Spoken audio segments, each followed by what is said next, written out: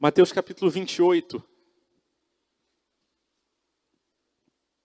Nós vamos ler novamente o texto que nós lemos no início do culto.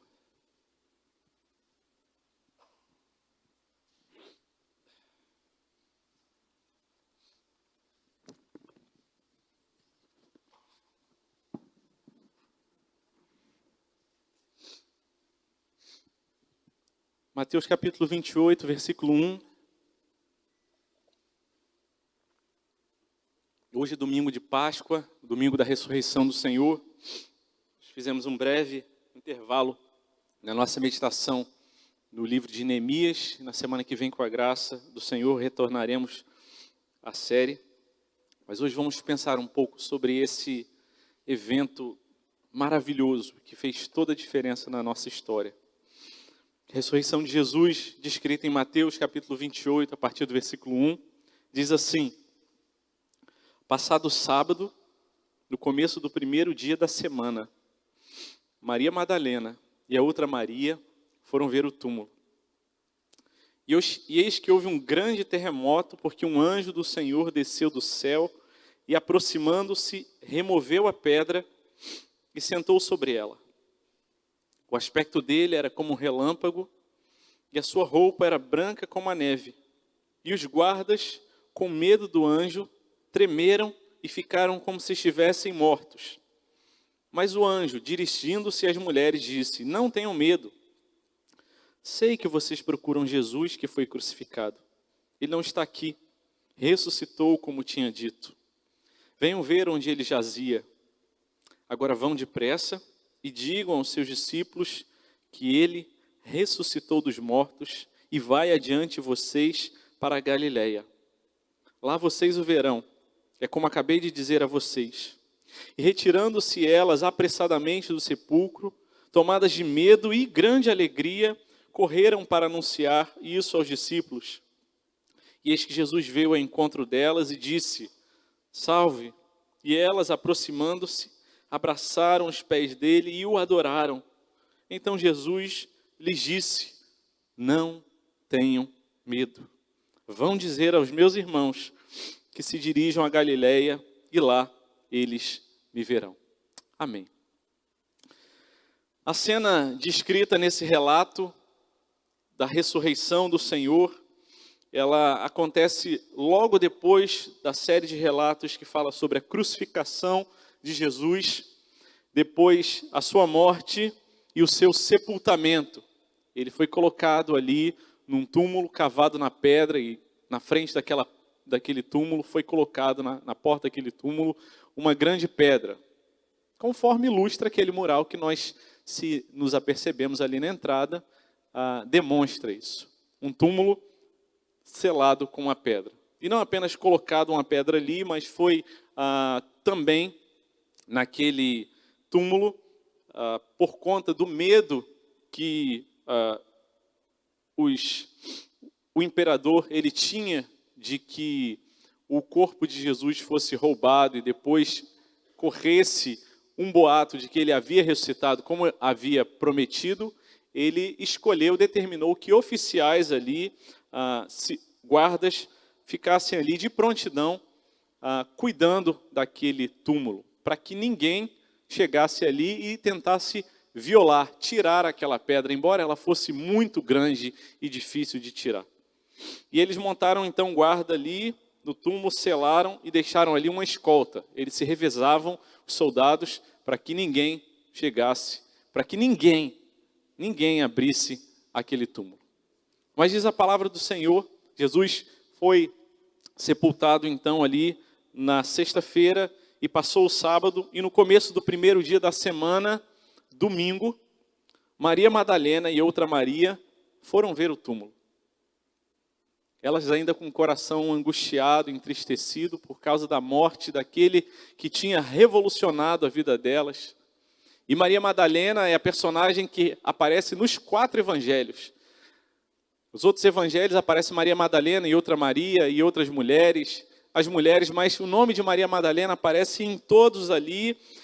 E elas, enquanto estavam nesse caminho, houve um grande terremoto E esse terremoto, um anjo do Senhor desceu, se aproximou daquele túmulo e ele removeu aquela pedra e sentou em cima da pedra. Como quem diz, essa pedra não pode segurar o poder de Deus. E eu estou sentado aqui em cima dela, provando, olha, fui eu que tirei essa pedra.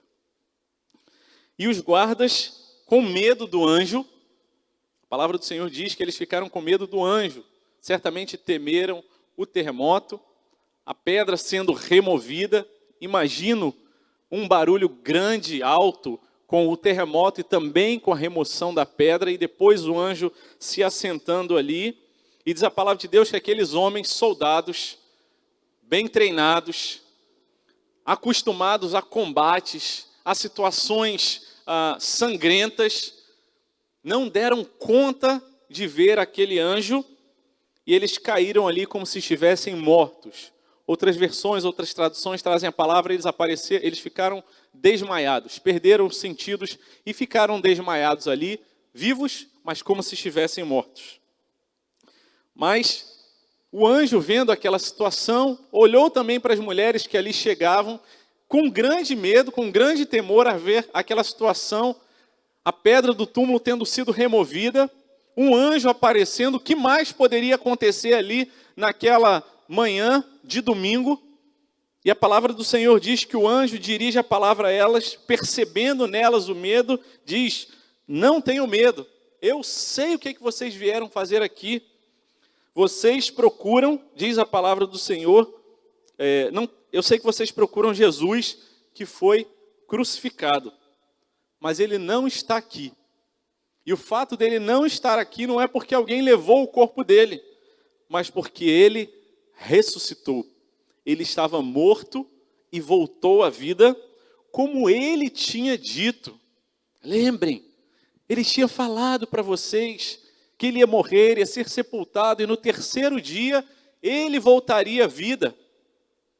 Venham ver onde ele jazia, onde estava o corpo dele. E aí, o próximo versículo diz que agora ele se dirige a elas dizendo, vão depressa e anunciem aos discípulos que ele ressuscitou e que vai adiante vocês para a Galileia, e lá na Galileia vocês o verão.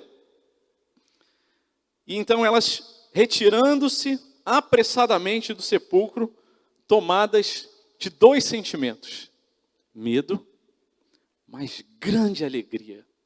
Medo por aquilo que elas tinham visto, pelo anjo, pela pedra removida, pelo terremoto, por aquela situação, mas uma grande alegria por causa da notícia que elas tiveram. Elas não viram Jesus, mas elas receberam a notícia, e isso encheu o coração delas de alegria. E elas fizeram o que normalmente a gente faz quando a gente tem medo ou a gente tem alegria. A gente corre para dar a notícia. Quando um amigo recebeu a notícia, olha, o meu neto, que eu estava querendo saber se era menino ou menina, é menino, é um rapazinho que vai vir, ele corre e anuncia. A gente fica tão feliz que a gente sai correndo, a gente não se contém. E quando a gente tem medo, a gente também corre como a gente nem sabia que a gente conseguia correr. E elas, com aqueles dois sentimentos, correm com medo, mas com grande alegria. O medo não as paralisou, não fez com que elas ficassem ali paradas. E eis que quando elas estavam indo anunciar aos discípulos, vem até elas Jesus e disse, salve. Hoje em dia a gente até fala entre os jovens, pô, manda um salve para o pessoal ali e tal. E Jesus está falando, mulheres, eu estou aqui. Olá, sou eu, Jesus. E diz a palavra que elas então se aproximaram dele, abraçaram seus pés e adoraram. Imagine a alegria daquelas mulheres ao reencontrar aquele que tinha ensinado tantas coisas boas, que elas tinham desfrutado da presença dele, no ministério dele, durante quase 3 anos ali. E de repente recebem a notícia da morte dele, vêm, testemunham a morte dele, são as últimas a sair ali da cena da crucificação, e também as primeiras a chegar na cena da ressurreição, e encontram finalmente o seu Salvador, e se abraçam aos pés dele, e adoram a ele, e se alegram na presença dele, E mais uma vez a palavra vem e diz, agora vindo dos lábios do Senhor Jesus, não tenham medo. Vão dizer aos meus irmãos que se dirijam a Galileia, e lá eles me verão. Vão lá, mulheres, não tenham medo. Sigam naquilo que o anjo falou para vocês. Vão anunciar. O medo que vocês têm no coração, tire ele. É a palavra que mais aparece nesse texto, medo, temor, o medo. O dia da ressurreição de Jesus é o dia que anuncia a vitória da vida sobre a morte. Mas é o dia que nós também tememos pela nossa própria vida, porque dizemos, miserável homem que sou, como é que eu posso permanecer de pé diante da glória, da manifestação do poder de Deus? É o dia em que as mulheres recebem um especial destaque no registro da palavra de Deus, em especial Maria Madalena, de quem haviam sido expulsos muitos espíritos. E aquela mulher que antes era uma endemoniada, agora é aquela que tem a alegria, a bênção de reencontrar o Salvador e receber de primeira mão a notícia a respeito da ressurreição.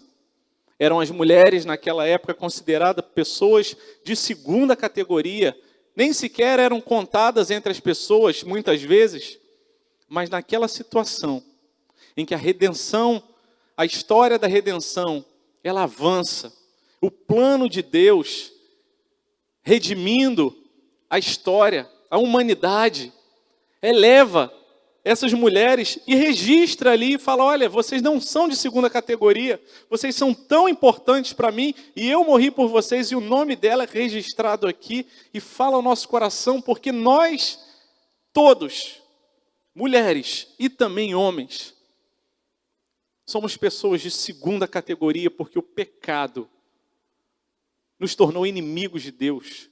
Ofendemos a santidade de Deus, mas por causa da sua graça, da sua misericórdia, Ele nos chama e Ele nos alcança.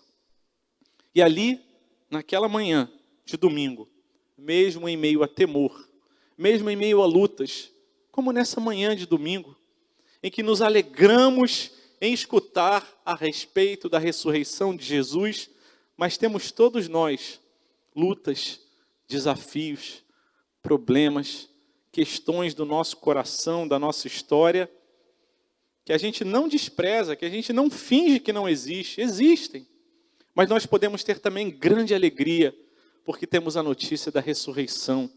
E não apenas de que Jesus ressuscitou, mas que Ele permanece vivo e está vivo aqui entre nós nessa manhã. Isso é maravilhoso, a gente não pode desprezar essa realidade. E é Ele que traz conforto, consolo e esperança para o nosso coração. A mensagem da ressurreição. Esse texto traz muitas mensagens, mas eu quero destacar 3 pontos nessa manhã. Sobre as mensagens que esse texto a respeito da ressurreição nos traz.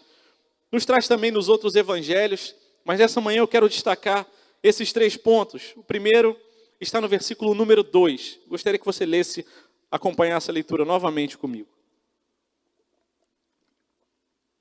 E eis que houve um grande terremoto, porque um anjo do Senhor desceu do céu e, aproximando-se, removeu a pedra e sentou nela. O que nós precisamos lembrar que foi anunciado com a ressurreição de Jesus? Em primeiro lugar, nós precisamos lembrar que Deus ele é soberano e poderoso para remover grandes pedras.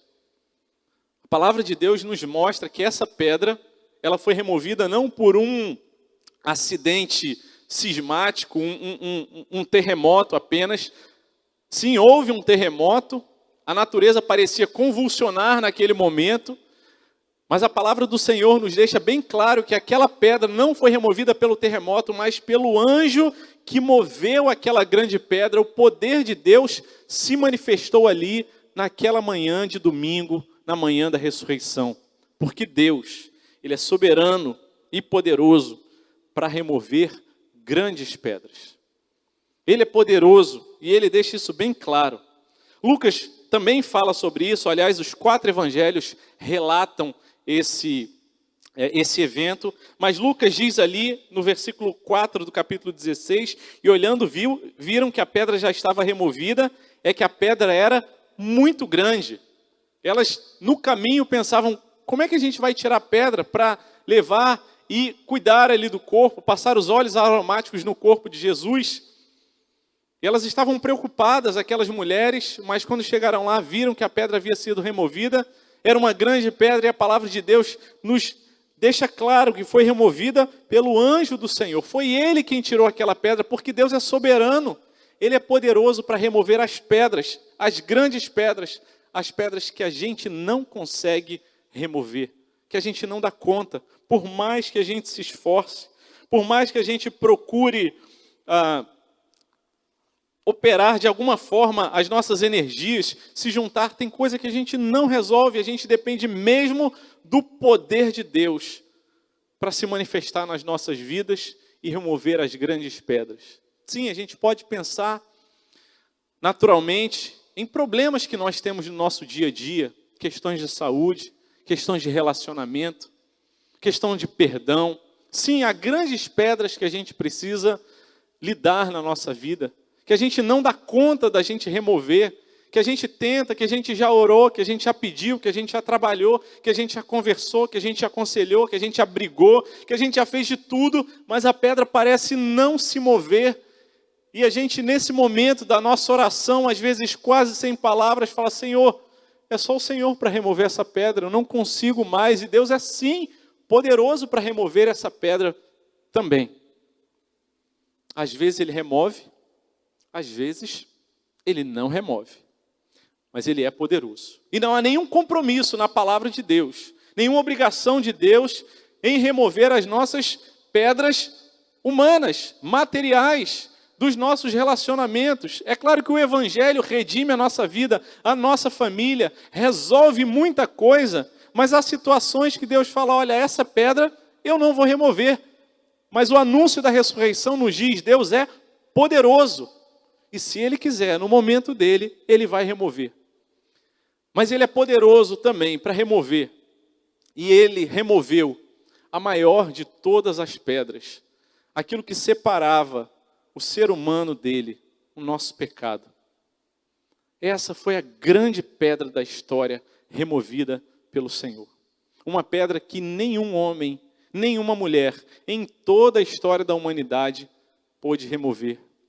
E por isso, olhando para a humanidade, não encontrando nenhum que fosse perfeito, nenhum que tivesse condições de remover essa pedra e pagar esse preço, Ele envia o seu Filho para se fazer carne, habitar entre nós, pagar o preço que eu e você não temos e nunca teremos condição de pagar para remover essa pedra de separação.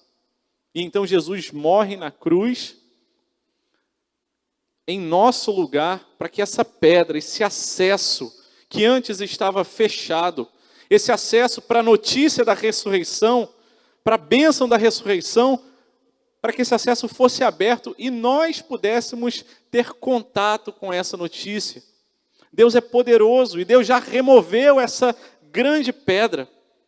Quando Jesus na cruz morreu, diz a palavra do Senhor ali, no próprio Evangelho de Mateus, no capítulo 27, diz que, a partir do versículo 51, o véu do santuário se rasgou em duas partes, de alto a baixo, e da mesma forma a terra tremeu e as rochas se partiram, os túmulos se abriram e muitos corpos de santos já falecidos ressuscitaram. E saindo dos túmulos depois da ressurreição de Jesus, entraram na cidade santa e apareceram a muitos. O centurião e os que com ele guardavam, vendo o terremoto e tudo que se passava, ficaram possuídos de grande temor e disseram, verdadeiramente, esse era o Filho de Deus. Estavam ali muitas mulheres observando de longe, eram as que vinham seguindo Jesus desde a Galileia para o servir, e entre elas estava Maria Madalena, Maria mãe de Tiago e José e a mulher de Zebedeu. As últimas que saíram da cena da crucificação foram as primeiras que chegaram na cena da ressurreição. As mulheres que permaneceram até o final e que tiveram acesso em primeira mão essa maravilhosa notícia. Deus é soberano e é poderoso para remover as grandes pedras da nossa vida. A Páscoa anuncia essa remoção da pedra, aquilo que impedia que nós tivéssemos acesso a Ele. E quando Jesus na cruz morre e o véu é rasgado, como lemos, de cima a baixo, o véu do santuário, que representava aquela última barreira entre o sacerdote e aquele lugar santo, santíssimo, o véu é rasgado, mostrando para a gente que aquele acesso, aquela barreira última que nos impedia de chegar até Ele, havia sido derrubada, aberta, de cima para baixo. Deus realizando isso na história da humanidade e na história das nossas vidas. Através do seu Filho nós temos livre acesso ao Pai. E essa é a grande mensagem. Ele removeu a pedra, Ele ressuscitou o Senhor Jesus, Ele nos deu acesso a Ele. Nós precisamos lembrar que Deus é soberano e poderoso para remover as grandes pedras. E a maior de todas as pedras é o nosso pecado. O livro de Isaías, no capítulo 59, versículo 2, diz que os nossos pecados e as nossas iniquidades é que fazem separação da gente com o nosso Deus. E esse é o grande problema do ser humano. Esse é o grande problema da humanidade. Não há problema maior, não há questão mais complicada, não há coisa mais difícil e mais significativa e mais importante para a nossa vida do que a nossa separação espiritual de Deus. Não há nenhuma outra coisa tão importante. E tudo que nós vivemos, e todos os problemas que nós experimentamos e lutamos e sofremos com eles, são consequência dessa separação. O nosso medo, a nossa angústia, a injustiça que experimentamos, as enfermidades que nós sofremos, o desequilíbrio da natureza, as desuniões e as brigas, é tudo originado dessa separação do pecado que entrou na humanidade, na queda, no jardim do Éden, quando Adão e Eva desobedeceram, e hoje essa pedra foi removida pelo Senhor Jesus, pelo poder de Deus que remove as grandes pedras. Talvez você possa ter vindo nessa manhã pensando: Deus, eu tenho um problema tão grande, eu quero uma resposta do Senhor. Eu preciso de uma resposta do Senhor. Eu preciso resolver esse problema, essa situação na minha vida. E sim, nós queremos orar para que Deus dê graça, derrame graça e resolva essa situação. Mas nós precisamos lembrar que o maior e mais importante, o problema de consequências eternas na nossa existência, é a nossa separação espiritual de Deus hoje. Daqui a 50, daqui a 100 anos, não vão mais existir. Mas o grande problema que nós temos da separação espiritual do nosso Deus, ele precisa de uma solução. E a solução está na remoção da pedra do pecado, feita no sacrifício da cruz por Cristo Jesus. Esse é o grande problema da humanidade. E essa remoção de pedra que é anunciada nesse texto. Deus é poderoso para remover grandes pedras. Em segundo lugar, versículo 4, vamos ler mais uma vez. A palavra do Senhor nos traz: e os guardas, com medo do anjo, tremeram e ficaram como se estivessem mortos. Mas o anjo, dirigindo-se às mulheres, disse: não tenham medo, sei que vocês procuram Jesus, que foi crucificado. Diante da manifestação do poder de Deus, do agir de Deus na humanidade, não é possível ficar indiferente. Não é possível ficar indiferente diante do poder de Deus. Tivemos dois tipos de reação. Os soldados que temeram e tiveram tanto medo, e lembrem, não eram soldadinhos recrutas, muito provavelmente soldados fortes, bem armados, acostumados ao combate, a lutas sangrentas, mas que não deram conta daquela situação e ficaram como desmaiados.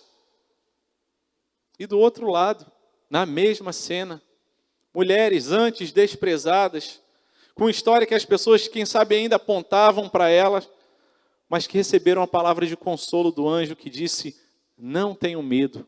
Também tiveram medo, reagiram. E todos nós precisamos reagir diante da manifestação do poder de Deus. Não é possível ficar indiferente. Tivemos 2 grupos, os soldados ficaram desmaiados e as mulheres consoladas ficaram firmes. Não é possível ficar indiferente. É possível ficar indiferente à religiosidade. É possível ficar indiferente, às vezes, a práticas da igreja, a expressões culturais religiosas.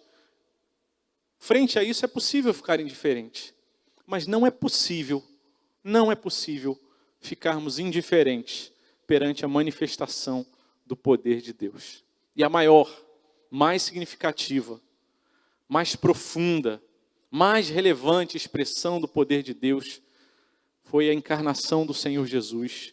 E diante dessa encarnação e do sacrifício feito e do plano de Deus, não é possível ficar indiferente.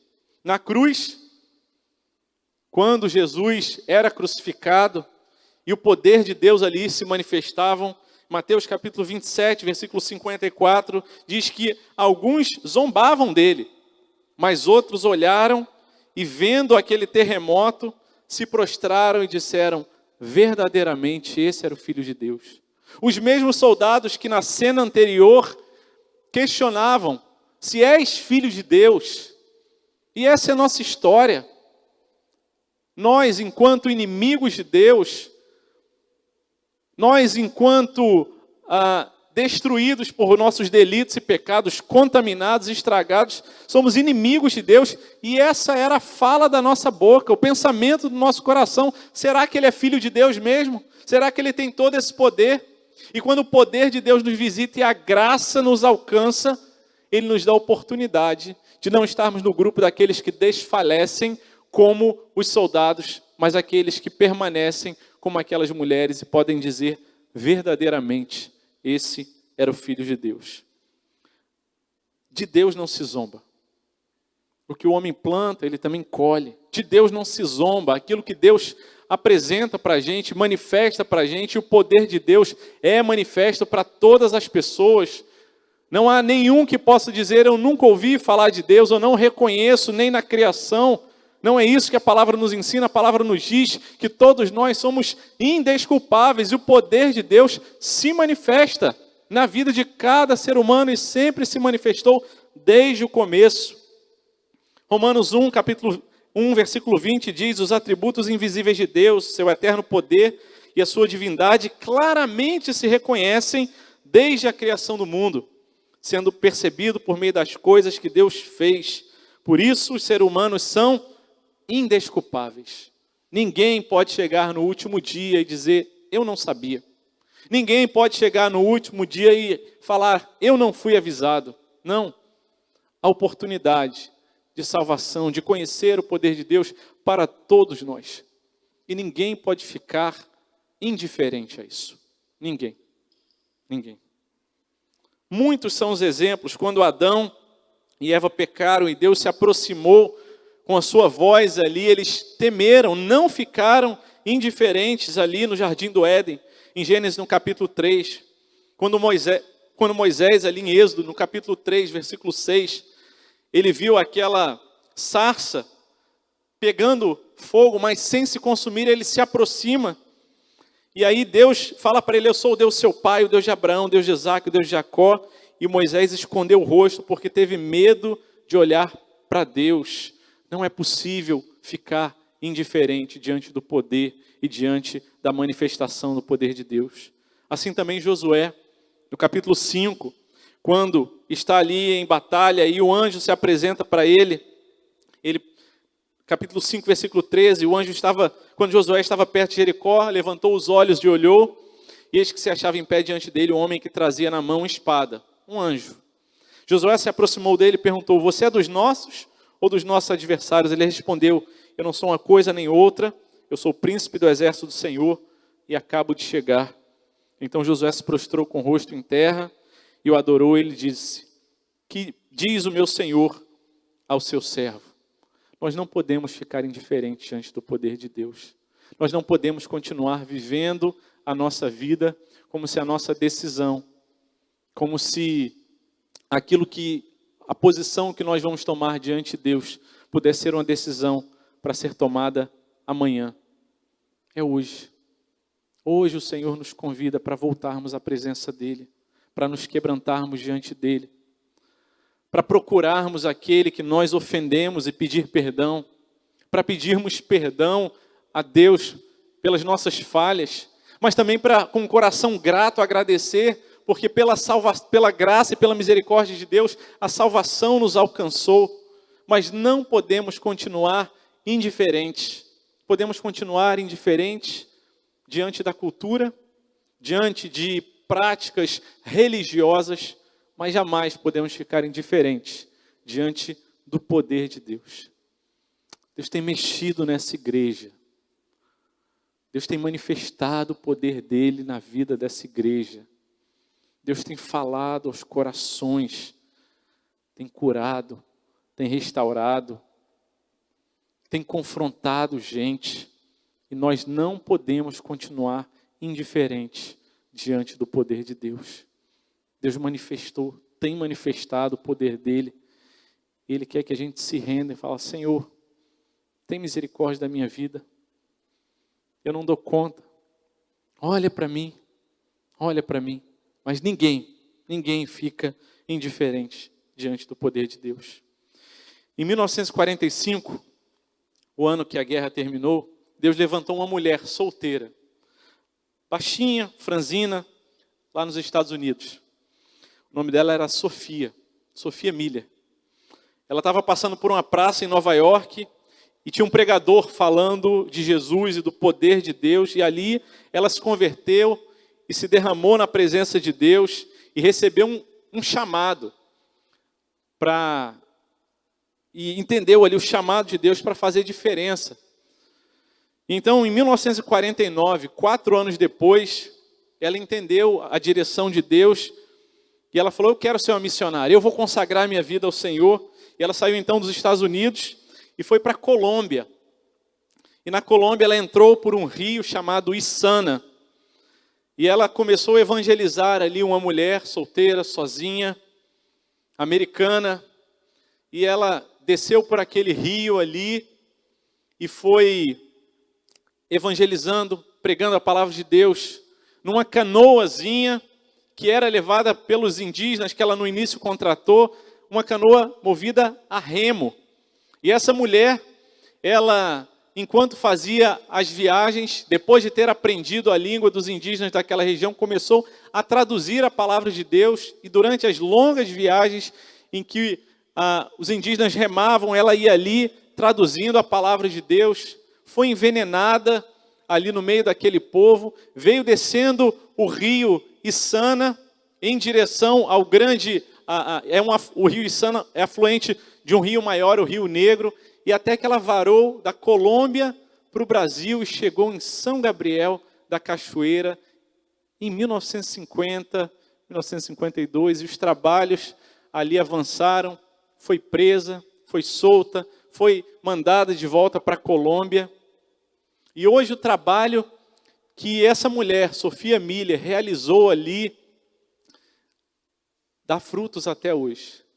E eu fico tão feliz de ver o poder de Deus se manifestando nessa igreja e nos dando a oportunidade de fazer parte do trabalho que Ele começou através da vida da Sofia Miller. Hoje eu peguei um cofrinho na mão.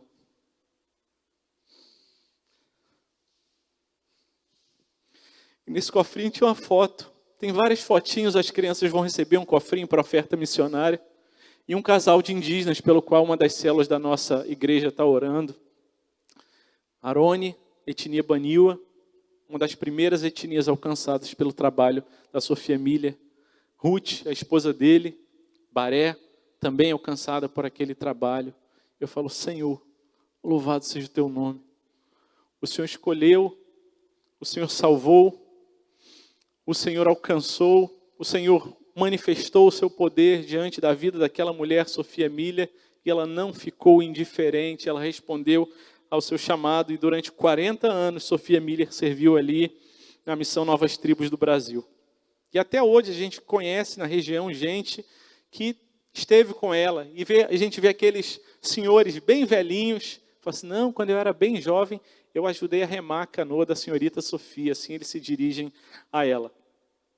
Em 1997, antes da Sofia falecer, já bem idosa, na Venezuela, ela foi entrevistada por um jornalista cristão que estava fazendo a biografia dela. E a primeira pergunta que ele fez foi, senhorita Sofia, como é que foi o seu chamado? E ela respondeu, eu nunca tive um chamado. Eu só li uma ordem e obedeci. Aquela mulher ouviu a ordem do Senhor, a manifestação do poder de Deus e obedeceu. E não ficou indiferente. Sim, nós vemos aqui nesse texto um terremoto, um anjo aparecendo, mas nós temos diante de nós a palavra de Deus, o poder de Deus manifesto, revelado para a gente, registrado. Muitas pessoas pagaram altos preços e Deus manifestou o seu poder para que ele fosse traduzido. E um dos grandes legados da reforma é esse, a tradução para os idiomas locais. E está aqui nas nossas mãos e precisa queimar o poder de Deus nas nossas mãos quando nós lemos a palavra, como nos aproximamos dela. E não podemos continuar indiferentes diante do poder de Deus que se manifesta a cada vez que ouvimos, que lemos, que meditamos na palavra do Senhor. Eu jamais tive um chamado. Eu li uma ordem e obedeci. Temor ao Senhor e obediência. Ouvir e obedecer. Não ficar indiferente. Terceiro e último ponto dessa manhã, a palavra do Senhor nos diz no versículo 6. Ele não está aqui. Ressuscitou como tinha dito. Venham ver onde ele jazia. Agora vão depressa e digam aos seus discípulos que ele ressuscitou dos mortos e vai adiante de vocês para a Galileia. Lá vocês o verão.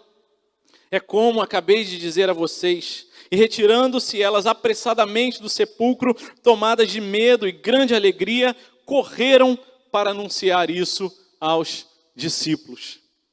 A grande mensagem do dia da ressurreição do Senhor é que nós podemos nos alegrar diante da notícia de que Ele ressuscitou como havia prometido. Esse é o motivo da nossa alegria nessa manhã e em todos os dias da nossa caminhada cristã. Jesus ressuscitou. É simples assim. Ele está vivo. Ele está no nosso meio. Ele continua o mesmo Deus, operando os mesmos milagres, fazendo maravilhas e nos promete que aquele que crer, obras ainda maiores fará para a glória dele. Ele está vivo. Mas o nosso duro coração muitas vezes olha para essa realidade, entende com o nosso pensamento, com o nosso raciocínio, mas o nosso duro coração às vezes não abriga essa informação e essa maravilhosa notícia. Ele está vivo. Ele morreu, mas ele ressuscitou como ele havia prometido. A palavra do Senhor nos diz em primeira carta de Paulo aos Coríntios, capítulo 15, versículo 13, se não há ressurreição de mortos, então Cristo não ressuscitou. E se Cristo não ressuscitou, é vã a nossa pregação e vã a fé que vocês têm. E se Cristo, versículo 17, se Cristo não ressuscitou, é vã a fé que vocês têm e vocês ainda permanecem nos seus pecados. Mas Cristo, Ele ressuscitou. Jesus, Ele não continuou no sepulcro. Ele está vivo.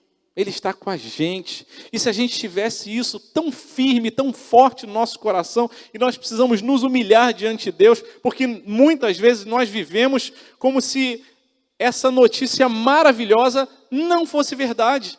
Fosse só uma lenda, uma história, um mito. E nós precisamos corar de vergonha diante de Deus e falar, Senhor, tem misericórdia. Não é possível que eu possa continuar vivendo a minha vida do jeito que eu vivo, com tanta insegurança, com tanto pecado, com tanta coisa, como se o Senhor estivesse morto. E o filósofo tivesse razão, mas não, o Senhor Jesus está vivo, operando em nosso meio. O autor do livro Em Defesa de Cristo, Lee Strobel, que fez um filme, que tem um filme também com esse nome, quem já teve a oportunidade de assistir, A Defesa de Cristo. Quem não assistiu ainda, ou quem não leu o livro, procure, vale muito a pena. É a minha oração que você termine o filme como eu terminei. Quebrantado, humilhado na presença do Senhor. Demorou um tempo até que o filme terminou e eu pudesse levantar e seguir fazendo as coisas. O filme, ele conta a história real de um jornalista que era extremamente cético, não acreditava em nada a respeito de espiritualidade, quanto mais a respeito de Deus. E esse jornalista, Lee Strobel, ele era um cara que não queria saber nada de Deus e também a sua esposa, mas a sua esposa se converte e começa a frequentar a igreja e começa a ter uma mudança de vida no casamento dele. E ela insiste para que ele visitasse a igreja, insiste, e ele finalmente vai, se sente bem, mas muito desconfiado ali, sente o amor dos irmãos, o amor de Deus, mas continua ali relutante, lutando com o ceticismo dele, falando, não, isso aqui não é real, isso aqui é fruto da minha imaginação. E ele, como jornalista investigativo que era, começou a investigar e conversou com outros jornalistas também, ateus, céticos, e ele foi procurar e conversar com um e outro, e eles falaram, olha, se você quiser acabar com essa lenda, com esse mito e fazer história, você precisa ir na jugular, no ponto principal dessa história, vai na ressurreição de Jesus. E ele começou a investigar, e ele começou a levantar materiais, documentos, ele começou a fazer aquela investigação, foi em vários lugares, em bibliotecas, em profissionais, em arqueólogos, em médicos, sabendo se aquele fato poderia ser real. E no final, mostra o filme, o escritório dele coberto de provas que ele queria produzir para provar que a ressurreição não era real. E no final do filme, mostra ele arrancando cada uma das provas, falando, com todas essas evidências que eu tenho, eu não posso dizer que não é real. Jesus viveu e Jesus ressuscitou. Esse homem se converte, esse homem entrega a vida ao Senhor, esse homem se torna um pastor e hoje ele serve ao Senhor, porque a ressurreição do Senhor é real. Ele está vivo no nosso meio. Essa é a grande notícia que nós temos. Nós estávamos afastados de Deus por causa da grande pedra, por causa do pecado. Mas o Senhor nos chama e nós não podemos permanecer indiferentes. E Ele nos chama e Ele fala, olha, meu filho morreu por você e ressuscitou. Ele está vivo. E se nós tivéssemos isso mais firme no nosso coração, nós viveríamos sem tantas dúvidas. Viveríamos com essa certeza de que Ele ressuscitou, que Ele está ao nosso lado. E como os reformadores tinham um carimbo que dizia coram Deo, ou seja, o coração diante de Deus, eu quero viver dessa forma, com o meu coração, com essa informação, essa notícia sempre muito viva. Ele está do meu lado, Ele está vivo, Ele cuida de mim. Como é que eu posso continuar julgando o meu irmão e a minha irmã? Como é que eu posso continuar tratando mal aqueles que estão perto de mim? Se Jesus já ressuscitou, já me perdoou, me ama com um amor tão profundo e eu continuo me comportando dessa forma. Como é que eu posso continuar ainda tão ansioso, preocupado com amanhã, se Jesus ressuscitou e está comigo e promete estar comigo todos os dias, até a consumação dos séculos? Mas o nosso coração é falho, nosso coração é fraco e nós precisamos corar diante de Deus de vergonha e falar, Senhor, tem misericórdia, ajuda-me na minha falta de fé. Deus, eu quero viver essa notícia, essa informação, não apenas na teoria, no pensamento, no raciocínio, mas Deus, que essa notícia maravilhosa caia no meu coração. Que o Senhor cuida de mim, o Senhor está vivo, O Senhor continua ao meu lado. E quando eu oro, o Senhor está perto de mim. E quando eu nem sei orar, o Senhor sabe do que eu preciso. Senhor, me ajuda a viver com essa notícia maravilhosa. E ajuda a redimir os meus afetos.